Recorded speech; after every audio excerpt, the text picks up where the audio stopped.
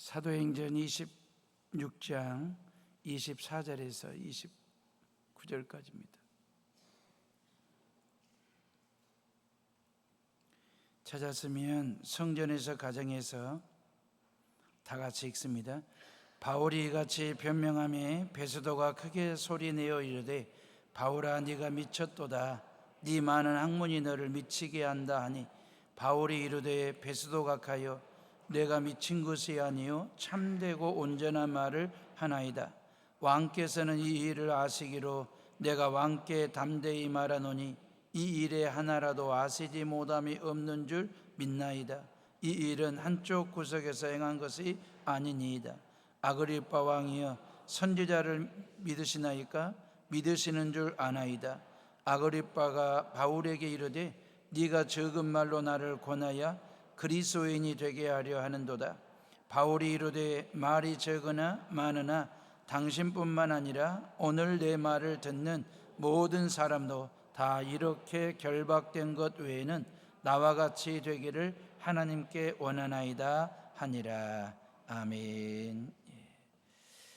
정신 나간, 정신이 돈, 이런 사람 우리는 미친 사람이라고 얘기하거든요.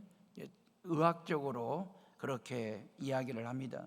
또한 상식에서 벗어난 행동을 하는 사람을 우리는 미쳤다, 술에 미쳤다든지 도박에 미쳤다든지 게임에 미쳤다든지 돈에 아니면 또는 일에 미친 사람, 요즘은 스마트폰에 미쳐 사는 사람, 이런 얘기들. 푸틴은 전쟁에 미친 거죠. 옆 동네 우크라이나와 함께 사이좋게 지내면 얼마나 좋아요. 뭘 더 뺏을 게 있다고 쳐들어가 가지고 1년 6개월 동안 빠져나오지를 못해 가지고 생떼 같은 젊은이들 수십만 명이 이 전쟁으로 인하여 지난 1년 반 동안 죽었습니다. 지도자를 잘 만나야 국민이 편한데 잘못 만나 가지고 지금 저 땅의 전쟁으로 인하여 젊은이들이 얼마나 많이 죽어져 가고 있는지, 부정적인 의미로 말할 때 뭔가에 푹 빠져 있을 때 미쳤다. 그리고 긍정적으로도 역설인데 긍정적으로 미쳤다는 말이 쓰임받아요. 예를 들면 이런 거죠. 뭔가에 미친 사람들, 다시 말하면 큰 성공을 거두었다든지 아니면 인류 역사의 어떤 업적, 족적을 남겼다든지, 요즘 우리식으로 말하면 올인하는 사람들, 달인 같은 사람들 말입니다. 세종대왕은 한글 만들기에 정말 미친 왕이었습니다. 그래가지고 백성들을 가르치는 올바른 소리, 훈민정음을 1446년 9월에 공포를 한다고요. 그래서 우리말 만들기에 미친 왕이 계셔서 우리는 세계적으로 가장 과학적인 언어를 가진 민족이 됐거든요. 이순신 장군 거북선 만들기에 미친 분이셨거든요. 거북선 만들기에 미쳐 지내다가 거북선 만들어 가지고 임진왜란으로부터 나라와 민족을 구했던 장군 이순신 말입니다. 에디슨은 발명에 미쳤고요, 베토벤은 음악에 미쳤던 분이거든요. 마틴 루터나 존 깔백 말입니다. 이분들은 종교개혁에 미쳐 목숨 걸고 그 일을 해냈던 사람들이고, 예수님은 죄인 구원하는 일에 미쳤고, 사도 바울은 복음 전하는 일에, 말씀 전하는 일에 미친 사람이었고요, 임 목사는 목회에 미치고 설교에 미쳐 있어야 되는데 아직까지는 그 소리를 못 듣는 걸로 봐서 못 미친 목사인 것 같습니다. 사랑하는 해오름의 식구들이, 해오름 교회는 성전 리모델링에 미쳐 있습니다. 힐론 카페, 우리 옆 마당에 있는 힐론 카페에 의외로 여수 관내에 계신 목사님들과 교인들이 방문을 많이 합니다. 그래서 목사님들이 저에게 전화를 해요. 해오름 교회 또 뭐 해요? 또 라는 말에 악센트가 있어요. 또 뭐 하냐고 물어요, 궁금했는지. 그래서 본당 부분 리모델링을 하고 음향 영상 조명 교체하는 공사를 하고 있다고 그렇게 얘기를 설명을 해드리면, 우와 미쳤어, 그래요. 요 말이 나쁘게 말하는, 부정적으로 말하는 정신 나간 이런 차원이 아니고 정말 해오름 교회가 이 코로나 때에 그 말입니다. 계속해서 교회를 업그레이드하는 공사하는 걸 보면 너무너무 신비롭다는 거예요. 놀랍다는 거예요. 그 놀랍다는 신비롭다는 차원에서 그렇게 당신도 모르게 넋두리 하듯이 미쳤어, 이 말이 나올 때가 있어요. 좋은 의미로 말입니다. 이 엄중한 코로나 때에 어떻게 해오른 교회는 계속해서 공사만 하는지 그 비법 비밀이 뭔지 알려달라고 하시는 분들이 있습니다. 코로나가 시작하는 시점에 주차장 공사 했지 않습니까? 코로나가 정점에 있을 때 작년에 지하 1층과 지상 1층 성전 리모델링 공사를 했거든요. 한 5개월 정도 말입니다. 완전 공사판이었죠. 그리고 코로나의 끝자락에 지금 성전 이 본당 리모델링을 하면서 공사를 지금 벌려놓았으니까 어찌 보면 남들이 볼 때 해오른 교회는, 우리 교회는 공사판이 많습니다. 맞습니다. 그런데 단순히 막노동하는 노가대 공사판 같으면 실은 우리는 지쳐서 못합니다. 그냥 여기저기 뜯어 고쳐가지고 리모델링을 하고 공간 재배치하는 정도의 공사판이라고 한다면 지겨워서 못합니다. 이거 지쳐서 못하고 지겨워서 못할 일이에요. 여러분들은 일주일에 한 번 와가지고 이 공사 현장을 보고 계시지만 저는 여기에 상주에서 일을 합니다. 매일매일 매 순간마다 이 공사 현장을 수시로 들락날락하면서 저는 보고 있거든요. 그러면 지치기로 따지면, 지겹기로 따지다면, 이게 단순히 공사판이라고 생각한다면 저는 진즉 지쳐 있어야 돼요. 지겨운 목사가 돼야 돼요. 근데 저는 신이 나거든요. 기쁘고 즐겁습니다. 이 공사판을 들여다볼 때마다 재미가 있습니다. 이유가 뭔지 아십니까? 이게 단순한 공사판이 아니에요. 하나님께서 우리에게 은혜판을 깔아주셨어요. 축복판을 깔아주셨습니다. 기쁨의 판을 깔아주셨습니다. 미래를 향한 비전판을 깔아주셨기 때문에 저는 이 공사판을 공사판으로 보지 않고 은혜판으로 보다 보니까 기쁘고 즐거운, 감사할 일이거든요. 우리 지금 부모님들 세대들, 여러분들의 자녀들과 손주들이 이 성전에서 하나님을 예배하고 하나님을 찬양할 수 있도록 우리의 후세대들에게 선물로 잘 갖춰져 있는 교회, 예배당, 성전을 물려주기 위해서 지금 우리가 이런 헌신과 수고를 하고 신앙의 공간을 만들어내고 있잖아요.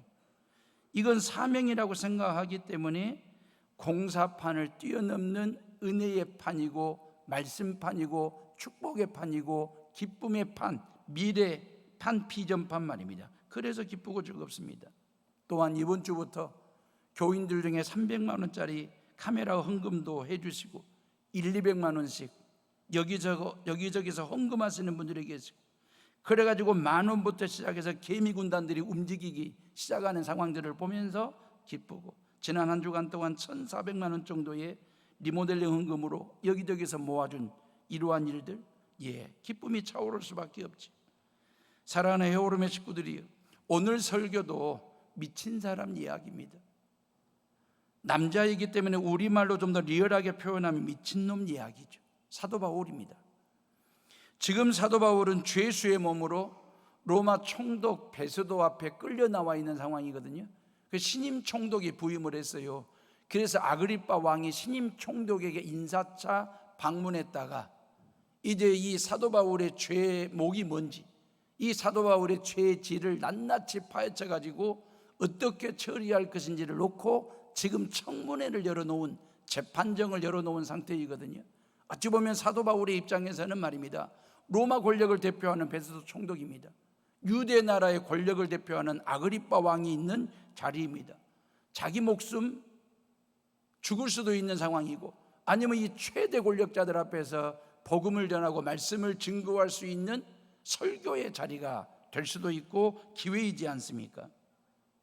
로마와 유대 권력의 궁극적인 목적은 뭐냐면 사도 바울을 탈탈 한번 털어보겠다는 거예요. 털어가지고 이 사람에게서 죽일 죄목을 찾아가지고 한번 재판을 벌려보겠다라고 하는 차원이거든요. 이게 바울의 생사여탈권을 누가 가지고 있습니까? 로마 총독 베스도에게 지금 있는 거거든요. 언제 어떻게 죽일지 아무도 모르는 상황.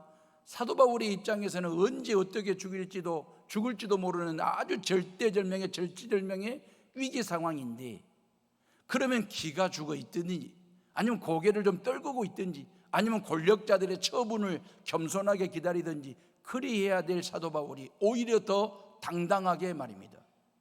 복음 전하는 기회를 삼고 있어요. 바로 예수 그리스도의 십자가 죽음과 3일 만에 부활하신 말입니다. 그 예수님이 하나님의 아들 되시고 그 예수 그리스도가 나의 구세주가 되실 뿐만 아니라 당신들도 이러한 예수를 믿어야만이 죄사함 받고 구원받을 수 있다라고 하는 당차게 복음을 전하니 얼마나 뻘쭘하겠어요. 오히려 권력자들이 당혹스러운 상황 말입니다. 뭐이 저리 죄수가 말입니다. 언제 죽을지 모르는 사형수가 말입니다. 당당하게 그 입술을 열어 증거하는 이 복음 말입니다. 이 예수 말입니다. 이 말씀 말입니다. 오히려 예수 그리스도를 증거하는 설교의 자리로, 전도의 자리로 삼으니 베스도 총독 입장에서는 뻘쭘한 거죠. 그래서 복음 증거하는 바울의 입을 제지하려고 뭐라고 얘기하냐면 24절에, 우리 다 같이 24절을 읽어봅니다. 시작. 바울이 이같이 변명하며 베스도가 크게 소리내어 이르되 바울아 네가 미쳤도다. 네 많은 학문이 너를 미치게 한다 하니 그랬어요. 우리식으로 좀 더 리얼하게 표현해 볼까요? 야, 이 미친놈아, 네 하는 말이 미친 소리야. 네가 하는 지식이 너를 미치게 했다라고 하는 이런 투이거든요. 로마 사람 베스도가 들을 때에 미친 소리죠. 죽은 자가 다시 살아난다라고 하는 것도, 다시 산 사람을 믿어야 죄사함 받고 구원받는다는 사실에 대해서 어떤 책에서도 읽어본 적이 없고 누구에게 들어본 적도 배워본 적도 없는 베스도의 입장에서 바울이 전하는 복음은 미친 소리죠. 그 미친 소리를 하는 바울은 제정신이 아닌 정신 나간 정신 돈 미친놈이라고 본 거죠. 베스도는 유대 나라의 총독으로 부임해서 죄수인 바울에 대해서 이미 신상 파악을 다 해놓은 상태죠.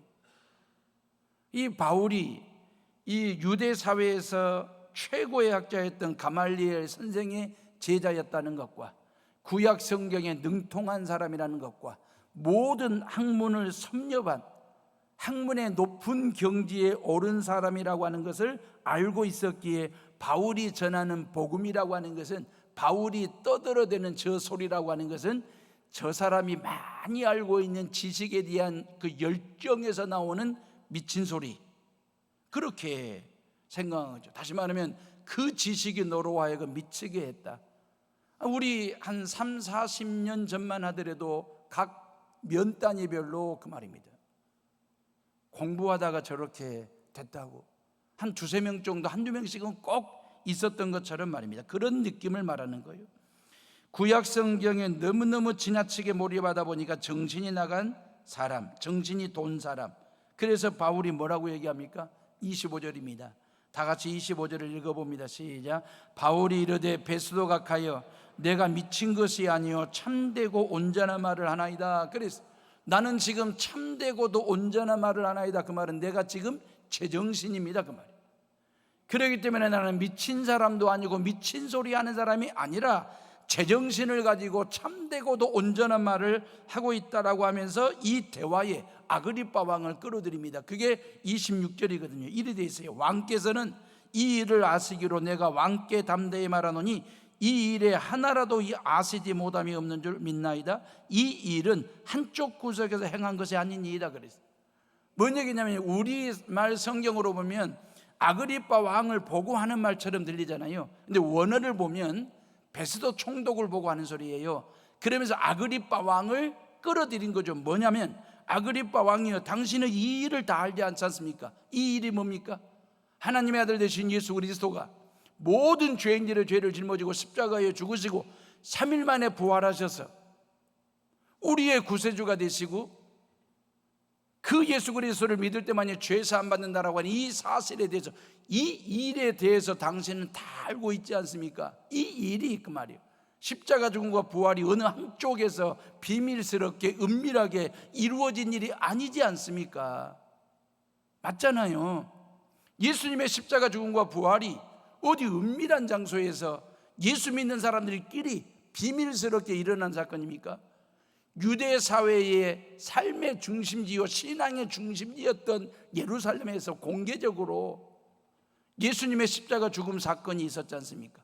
3일 만에 부활하신 일들이 있었지 않습니까? 그 일을 당신이 다 알고 있지 않습니까? 고로 내가 말하는 것은 미친 소리가 아니라, 나는 미친 사람이 아니라 내가 참되게 온전하게 복음을 전하고 있다라고 지금 이야기를 하고 있는 것이거든요. 물론 아그리빠 왕은 예수님과 동시대의 사람은 아닙니다. 예수님과 동시대의 사람은 누구냐면 헤롯 대왕의 아들들이 분봉왕으로 유대 나라를 통치하고 있었잖아요. 그러니 아그리빠 왕이 누구냐면 헤롯 대왕의 증손자거든요. 증손자이기 때문에 예수님과 동시대 사람은 아니지만 왕이 대제사장을 임명하는 임명권을 가지고 있습니다. 그렇기 때문에 아그리빠 왕도 예수님에 대한 이야기, 모든 정보와 모든 내용을 다 알고 있는 사람이에요. 예수님의 십자가 죽음과 부활이 은밀하게 비밀스럽게 어느 한쪽에서 일어난 사건이 아니라 모든 사람들이 보는 공개된 자리에서 일어난 사건이고 부활이라고 하는 사실을 지금 이야기하고 있는 것이거든요. 네가 미쳤다. 고래고래 소리를 지르는 베스도 총독의 입장에서 보면, 우리 총독의 입장에서 한번 사도 바울이 하는 말은 어찌 보면 미친 소리가 맞아요. 베스도 입장에서 볼 때. 왜? 이해할 수 없는 존재이니까, 이해할 수 없는 메시지이니까. 로마 사람 베스도 입장에서 보면 베스도가 가지고 있는 철학적 사고가 있지 않습니까? 아니면 그가 가지고 있는 지성과 이성과 감성이라고 하는 것, 아니면 상식과 어떤 이해와 철학의 영역이 있지 않습니까? 본인만이 가지고 있는 바운다리 말입니다. 근데 이걸 뛰어넘는 얘기를 하고 있거든요. 상식적인 얘기가 아니고 철학을 통해서 경험하고 터득한 이야기가 아니라 철학을 뛰어넘는 차원이 다른 이야기를 사도 바울이 하니 그 말입니다. 죽은 자가 산다는 것도 못 받아들일 일이고, 그런 예수를 믿어야 죄 사함 받고 구원받는다는 사실이 베스도의 입장에서는 도저히 받아들일 수 없는 이야기라서 너는 미쳤다라고 이야기한 거예요. 너는 틀렸다 그 말입니다. 다시 말하면 내가 이해가 안 되니까, 내 상식이 안 통하니까 너는 미쳤어, 너는 틀렸어. 이게 인간 이해의 출발점일 때가 많거든요. 상대방을 이해할 때, 상대방과 어떤 관계를 맺을 때에 내 이해에 안 맞거나 내 상식에 안 맞거나 내 경험에 부합되지 아니할 때에 당신은 틀렸어. 그러면 이해관계가 안 되는 거예요.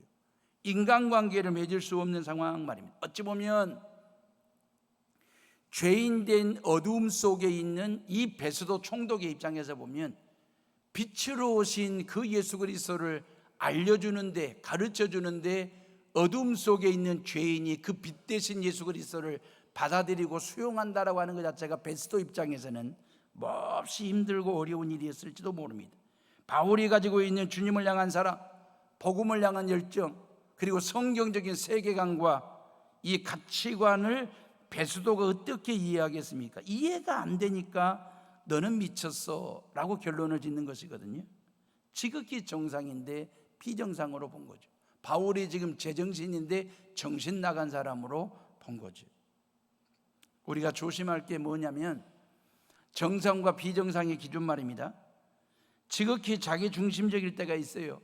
물론 자기 중심적이어도 모두가 다 공감할 만하고 성경적인 기준을 가지고 있고 모두가 다 공유하고 공감하고 인정할 만한 기준을 가지고 있다고 한다면 자기 중심적인 판단과 기준을 가지고 사는 것도 어긋난 건 아닙니다. 잘못된 것은 아니지만 문제는 뭐냐면 자기 감정이나 경험에 근거한 기준이라고 우격다짐을 할 때, 우길 때 그 말입니다. 또 하나, 자기가 정상이 아닌 것을 모르고 우기는 경우는 위험한 일이 될 수 있습니다. 바울은 예수에게 미친 사람이죠.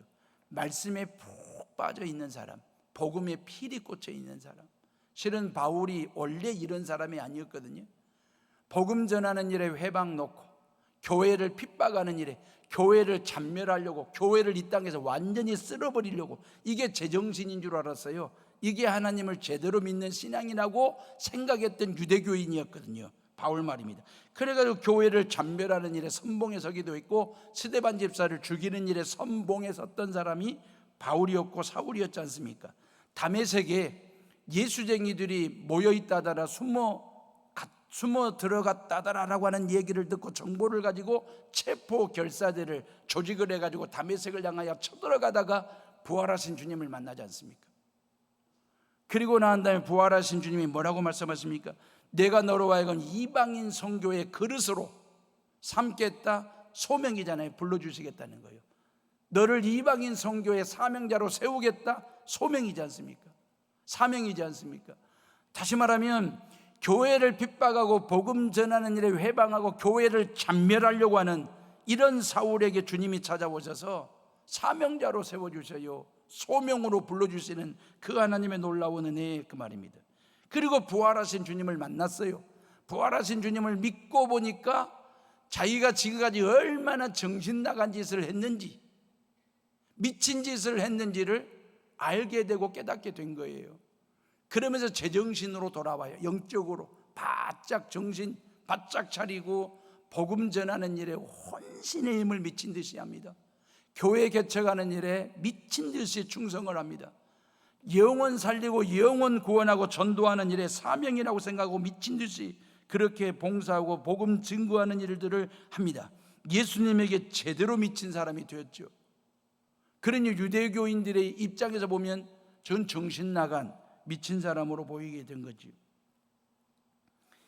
예수에게 미친 순간부터 그 말입니다. 사도 바울이 말씀의 복음에 피리 꽂히는 순간부터 그는요 엄청나게 많은 배제를 당합니다. 복음 전하는 것으로 인하여 40에서 한 대를 감한 태장을 여러 번, 매맞기 돌에 맞기는 한두 번이 아니었고요, 감옥 안에 갇히기를 여러 번, 굶기를 여러 번, 배가 파손돼 가지고 물에 수장될 그런 위험들, 그러면서 뭐라고 얘기합니까? 예수님 믿기 전에 가지고 있었던 모든 것을 나는 배설물처럼 똥처럼 여기겠다라고 예수님에게 제대로 피리 꽂힌 복음에 미친 사람으로 다시 거듭나게 됩니다. 그러니까 로마 총독 베스도만 미쳤다고 말한 게 아니고 고린도후서 5장에 보면 고린도 사람들도 사도 바울을 보고 미쳤다라고 얘기했거든요. 사도 바울은 예수님께서 자신을 죄 가운데서 구원하시기 위해 십자가에 죽으셨다는 사실을 믿고 영적으로 정신을 바짝 차리죠. 나도 이런 예수, 이런 복음을 위하여 내 생을 걸리라, 순교를 각오하리라. 그리하고 생명 바쳐 주의 복음을 증거하는 사람이 되었을 때에 세상은 바울 보고 예수에 미쳤다, 그리 본 것입니다. 빌립보서 1장 20절에 이런 고백을 해요. 바울이 세번역 성경으로 읽어드릴게요. 내가 간절히 기대하며 바라는 것은 내가 어떤 일에나 부끄러워하지 않고 전과 같이 지금도 온전히 담대하여 살든지 죽든지 나의 몸으로 말미암아 그리스도께서 존귀하게 되는 것이다 그랬어요. 고린도에서 로마 교회에 보낸 로마서 14장 8절에 보면 일이 되어 있어요. 우리는 살아도 주를 위하여 살고 죽어도 주를 위하여 죽나니 그러므로 사나 죽으나 우리는 주님의 것이다 그랬어요. 나는 살아있어도 주님의 것이고 죽어도 주님의 것이라는 거예요. 그래서 내가 사나 죽으나 주님의 것으로, 주님의 사람으로 살다가 이 땅에 하나님의 몸된 교회를 세우고 이 땅에 하나님의 나라를 세우다가 하나님이 내 생명 거두시면 가겠다고, 이게 사도 바울의 신앙의 고백이었거든요. 그런데 사랑하는 에오롬의 식구들이 아십니까? 우리는 다 뭔가에 미쳐 산다는 것을, 우리는 뭔가에 피리 꽂혀 산다라고 하는 것을, 물론 정신 나간 미침을 말하는 것이 아니라 뭔가에 몰두하고 뭔가에 사로잡히고 뭔가에 피리 꽂혀 사는 존재라고 하는 사실을 아시냐 그 말입니다. 뭔가에 미친 사람이 역사를 바꿉니다. 뭔가에 미친 사람이 세상을 변화시킵니다. 나를 변화시키고 가정과 교회를 변화시키고 갱신과 개혁의 길로 이끄는 존재가 어떤 사람이냐면 뭔가에 미친 사람이 그 말입니다.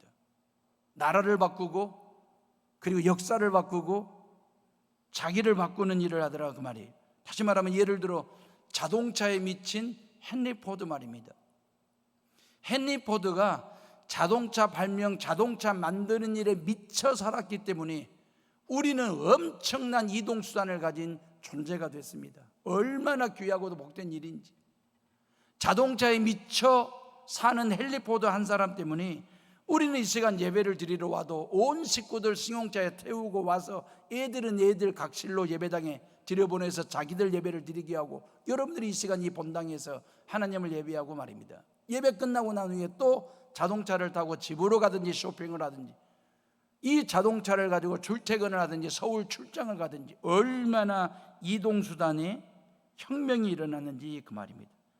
아마 헨리 포드가 없었더라면, 자동차 개발에 미친 사람이 없었더라면 우리는 지금도 마차를 타고 다니든지 아니면 자전거 정도 타고 다니고 있는지도 모르죠. 하늘을 나는 세대를 바라보면서 잔디밭에 누워있던 형제, 라이트 형제가 말입니다, 하늘을 나는 세대를 바라보면서 인간도 하늘을 날 수 없을까? 이 단순한 생각이 이 형제로 하여금 비행기 만들고 비행기를 개발하는 사람들로 변화를 일으켰습니다. 이 라이트 형제의 미친 생각, 미친 수고, 미친 헌신, 미친 희생이 우리는 12시간만 비행기를 타면 미국 땅에 도착하는 하늘을 나는 인간이 되었습니다. 뭔가에 미쳐야 나를 바꾸고 가정을 바꾸고 인생을 바꿀 수 있거든요. 어떤 분야에서 살든 그 일에 미쳐보셨습니까? 그 일에 미친 사람이라는 소리를 들어보셨습니까? 이것도 해보고 저것도 해보고, 이것도 만져보고 저것도 만져보고, 이것저것 짜실짜실하게 이것저것 하면 아는 것은 많죠. 그래서 그런 사람을 팔방미인이라고 하지만, 팔방미인은 미쳤다라고 하는 소리는 듣지를 못합니다.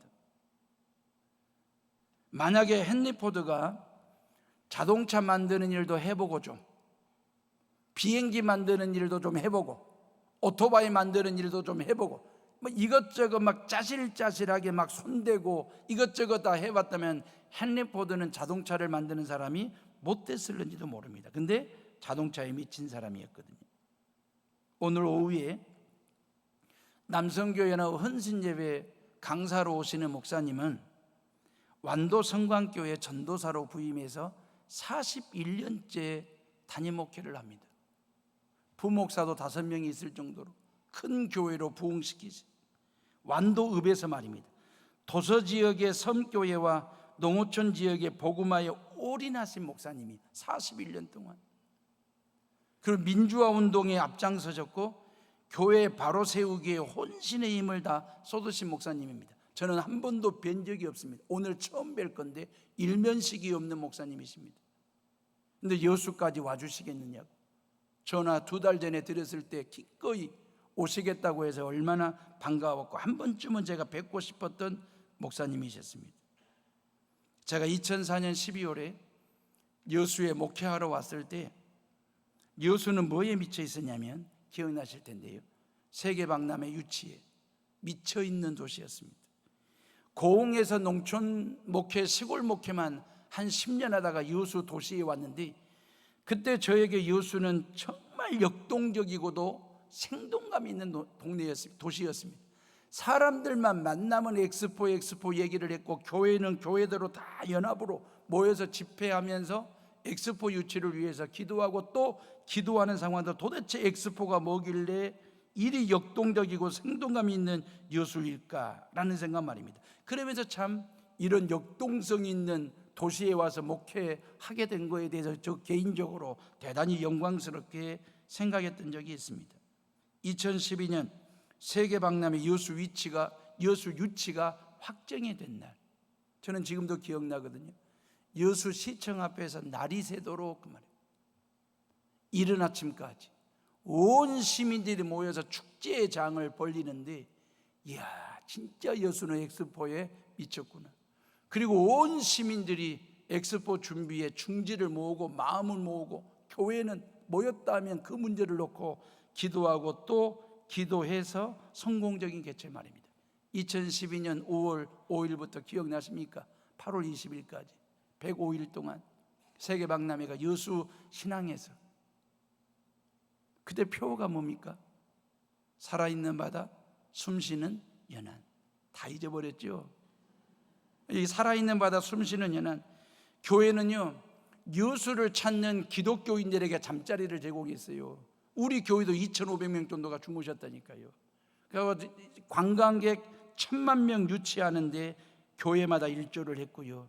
엑스포는 말입니다, 지금의 명품 도시 여수를 만드는데 디딤돌이 됐습니다. 발판이 됐습니다. 그때 저희 교회는 전국 청소년 초청 예수 엑스포 비전 캠프를 열었고요. 농어촌 교회 아이들, 미자립 교회 아이들, 청소년들을 초청해서 100% 2박 3일로 먹이고 재우고 엑스포 관광할 수 있도록 티켓 끊어드리고, 그러면서 섬기는 일을 했는데, 그때 그 보람이 늘 마음에 진한 흔적으로 남아서 3년 주기로 청소년들을 초청하게 됐고, 올해 이제 4번째 7월 30일부터 하게 됩니다. 본당 리모델링도 하고 음향 영상 조명 교체하는 일로 교회 재정에 녹록지 않습니다. 그럼에도 불구하고 당회에서는 2,300만 원 예산 세웠습니다. 교인들 중에, 우리 당회원들, 장로님들 중에 어느 한 사람도 재정적으로 어려우니까 다음에 하시지요, 이런 말씀하신 분이 한 분이 없습니다. 얼마나 감사한지. 어려워도 하자는 거죠. 이유가 뭔지 아십니까? 아주 간단합니다. 이건 사명이기 때문에. 하나님이 우리에게 주신 사명, 앞으로 몇 번 더 하게 될는지는 아무도 모르지만 이건 하나님이 우리에게 주신 사명이라고 믿기 때문에, 그리고 지난 3번에 걸쳐서 해보니까 작은 교회를 이렇게 섬긴다는 것이 예수의 정신이고 예수의 섬김이라고 하는 걸 교인들이 몸에 잘 체득을 했거든요. 장착을 했거든요. 이번에도 참여하는 교회가 39개 교회, 한 340여 명 정도가 등록을 신청을 했습니다. 학생들과 교사들이요, 아주 작은 교회입니다. 아주 작은 교회에서 오게 되고, 그러면서 여러분들이 7월 한 달 동안 정말 우리 권사님들, 장로님들, 안수 집사님, 집사님들 여름 성경학교와 비전 캠프를 위해서 빡세게 기도해 주시기 바라고, 그리고 이 좋은 시설을 갖춘 예배당에서 2박 3일 동안 능력의 말씀을 신나는 찬양으로, 뜨거운 기도로 우리 예수님에게 피리 꽂히고 복음에 푹 빠져드는 청소년들이 될 수 있도록 기도해 주시기를 주님의 이름으로 부탁을 드립니다. 사랑하는 에오름의 식구들이, 혹시 당신은 예수에 미친 사람입니다. 말씀에 미친 사람입니다. 신앙에 미친 사람입니다. 들어보셨습니까? 부끄러운 비판이 아니라 부러운 평판 말입니다. 정말 해오른 교회 교인들은 신앙생활에 미쳐 있더라. 예수에 미쳐 살더라. 그 미쳤다라고 할 때 그 미가 언어의 유의로 아름다울 미자를 한문으로 써서 미쳤다. 진짜 예수 그리스도를 제대로 믿고 잘 믿어서 그 말이에요. 코로나 이후에 공공장소에서 식사기도 꼭 하고 식사하십니까? 그 신앙 지키고 계십니까? 예수쟁이 티가 날까봐, 예수쟁이라고 티가 날까봐 하는 둥 마는 둥 대충 기도하고 드십니까? 신앙생활도 너무나 깊숙이 푹 빠지면 안 된다고 적당히 하라는 말에 공감하면서 대충 하십니까? 잘 생각해 보세요. 내가 예수에게 미치지 않으면 나는 뭔가에 미쳐 삽니다. 그게 인간의 본능이에요. 그게 인간의 본질이에요. 내가 예수에게 미치지 않으면 나는 뭔가에 미쳐 사는, 그게 돈이 됐든 일이 됐든 드라마가 됐든 골프가 됐든 아니면 스마트폰이 됐든 야한 동영상이 됐든, 내가 예수에 미치지 않으면 나는 뭔가에 미쳐 살게 될 텐데, 그 뭔가에 미치시겠습니까? 예수에게 미쳐 사시겠습니까? 여러분들의 말씀에 피리 꽂혀 미쳐 살면 성경에 기록된 복을 받아 누리며 살게 될 것이고, 여러분들의 찬양에 미쳐 살면 세속 음악에 시간을 덜 뺏기게 될 것이고, 여러분들의 기도 생활에 미쳐 살면 스마트폰 보는 시간 줄일 수 있을 것이고, 여러분들의 복음에 미쳐 살면 한 영혼이라도 구원하는, 사람 낚는 어부가 되실 것이고 말입니다. 여러분들이 나 자신의 하루의 24시간을 한번 이렇게 확인해 보세요. 뭔가를 생각했을 때 여러분들의 입가에 입가가 쭉 쑥 올라가는 그러면서 웃음 짓게 하는 그 뭔가가 있을지도 모릅니다. 여러분들의 하루 24시간 중에 내가 뭐에 시간을 가장 투자하고 마음을 쏟고 있지, 그 뭔가를 생각했을 때 입꼬리가 올라간다든지 아니면 어깨가 우쭐해지면서 나로 하여금 웃음 짓게 하는 그 무엇이 있을 텐데, 그 말입니다. 그 무엇이 예수이고 말씀이고 십자가이고 신앙일 수 있기를 주님의 이름으로 축원합니다. 그 무엇이 예수님만 생각하면 내 입가가 쑥 올라가는 거 있죠. 말씀만 생각하면 어깨가 우쭐해지는 그 무엇 말입니다. 예수님 외에 다른 것에 노예가 되지 마세요. 예수님 외에 다른 것에 중독되지 마세요. 예수님 한 분이면 족합니다. 여호와는 나의 목자시니 내게 부족함이 없으리로다. 예수님 한 분만으로 충분하다. 예수님 한 분만으로 나는 행복하다라고 하는 이 믿음을 갖고 사는 것 말입니다. 왜? 예수님이 실은 나를 미치도록 사랑하셨거든. 내가 뭔데? 한마디로 말하면 죄인이지 않습니까? 하나님의 말씀에 불순종했던 죄인이지.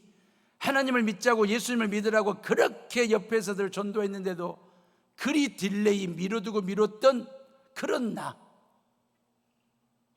내가 뭔데 예수님은 나를 위하여 십자가 위에 못 박혀 피 흘려 죽기까지 미친 사랑을 했을까? 미친 희생을 했을까? 내가 넌 뭔데? 내가 하나님을 위해서 한 게 뭔데요? 우리 모두가 다 하나님을 위해서 한 게 뭔데 예수님은 당신의 모든 것을 올인하듯이 다 쏟아붓듯이 당신의 목숨까지 버리시면서까지 우리를 그렇게 미치게 사랑하셨을까? 우리를 그렇게 미치게 사랑하셨을까? 이유가 뭘까? 이제 우리 차례 아닙니까? 예수님이 그렇게 하셨으면 이제는 내 차례 아닙니까? 우리가 예수님한테 미쳐보는 것만, 예수님한테 미쳐 사는 것, 말씀에 미쳐 사는 것 말입니다. 저는요, 임 목사는 미쳤어, 목회에 미쳤고 말씀 설교에 미쳤어. 아직 이 소리를 못 들어봤습니다. 부끄럽습니다. 이 소리 한번 들어보고 싶은데 여러분들에게 아니면 주변 사람들에게 임지영 목사는 목회에 미쳐 살고 설교에 미쳐 산다고 하는 소리 들어보고는 싶은데 아직 못 들었습니다. 다만 여러분들에게 제가 들은 소리가 있습니다. 우리 임 목사님 너무나 바빠, 건강 챙겨야 될 텐데. 여러분들에게 제가 바쁜 목사라는 소리는 들었습니다. 미친 목사라는 소리는 못 들었습니다. 바쁜 목사는 나쁜 목사가 될 수 있습니다. 그래서 늘 하나님 앞에서 부끄럽습니다. 여러분들 앞에서. 바쁜 목사는 나쁜 목사가 될 수 있어요. 나쁜 목사가 어떤 사람인 줄 아세요? 나뿐인 목사. 나쁜 사람이 누군데요? 나뿐인 사람이에요. 교인들로 하여금 말씀에 피를 꽂혀가지고 하나님의 말씀에 쭉 빨려 들어가거나 쏙 빨려 들어가서 말씀에 미친 교인들이 되도록 제가 먼저 말씀에 미친 목사가 되어서 여러분들을 영적으로 지도해야 되는데 그리하지 못하는 그냥 바쁜 목사로만 여러분들 앞에 서 있습니다. 여러분들은 어떠세요? 뭐에 미쳐보셨습니까? 예수님에게 미쳐보셨습니까? 성경에 미쳐보셨습니까? 말씀에 미쳐보셨습니까? 기도에 미쳐보셨습니까? 찬양에 미쳐보셨습니까? 남들이 볼 때 참 부럽다 할 정도로 저렇게 예수 믿으면 나도 저 사람 따라 그 교회 다니고 싶다 할 정도의 제대로 된 신앙, 제정신 갖고 신앙생활도 잘하지만 생활신앙도 잘 해가지고 내 주변 사람들에게 선한 영향력을 끼치는 신앙 말입니다. 지난 19세기에 인류 역사에 가장 큰 업적을 남겼던 위대한 사람 한 사람을 꼽으라고 한다면 저는 마더 테레사를 꼽고 싶습니다. 마더 테레사. 마더 테레사의 본명은 아네저 곤제보이거든요. 아네저 곤제보입니다. 이게 본명입니다. 그런데 인류는 그녀를 향하여 마더, 어머니라고 부르기 시작했어요. 엄마 하고 부르기 시작했어요. 마더 테레사. 그녀는 인류의 어머니가 됐어요. 테레사는 고아의 어머니였고 모든 사람들을 품어주는 어머니였거든요. 87년 동안 말입니다. 시집도 안 간 처녀의 몸으로 살았는데 인류는 그녀를 향하여 마더, 어머니라고, 엄마라고 불러줬어요. 이유가 뭡니까? 위대한 삶을 살았어요. 평생 가난하고 병든 자, 약자들에게 미쳐 살았어요. 인도 캘커타의 빈민가에서 약자들과 함께 작은 예수로 살았습니다. 마더 테레사는 아니 신체적으로도 152cm밖에 안 돼요. 아주 작은 왜소한 체구인데 그녀는 말입니다 거인이었습니다. 거장으로 거목으로 우뚝 섰습니다. 그래서 인류는 그녀를 보고 마더 그랬습니다. 사랑하는 여우름의 식구들이요, 여수 땅의 마더가 되십시오. 마더 김은혜, 마더 최권사, 마더 이집사. 올여름 성녀학교 우리 모든 교회학교 교사들 중에 여자 선생님들은 마더 선생님이 되십시오. 아이들에게. 모든 남성들이 여수 땅의 파더가 되십시오. 파더 임지영, 파더 김장로, 파더 김집사. 그래가지고 우리가 여수를 품고 대한민국을 품고 누가 봐도 그 말입니다.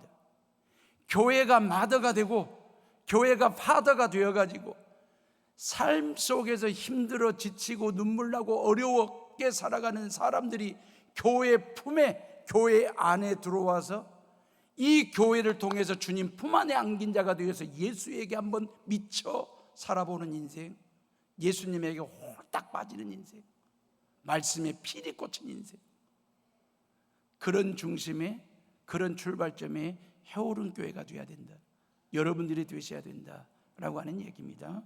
기도하겠습니다.